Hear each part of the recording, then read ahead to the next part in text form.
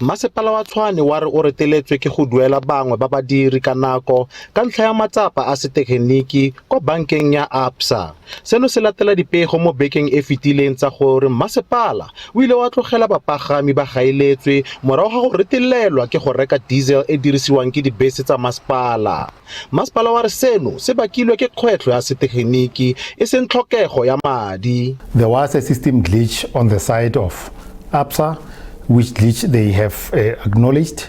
What they also did as part of their system, they actioned on behalf of other banks for the payments to be effected tomorrow, which is the 27th. But we are engaging with them to make sure that all other outstanding payments to other employees should be effected today. So there are ongoing negotiations that are initiated by Absa, talking to other banks to make sure that payments should reflect in the bank accounts of those employees today.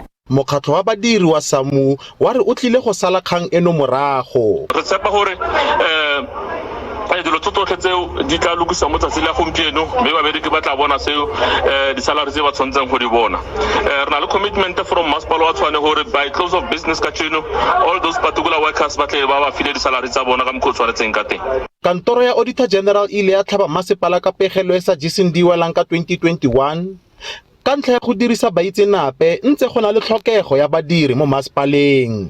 Offense Stimo, SABC News, Pretoria.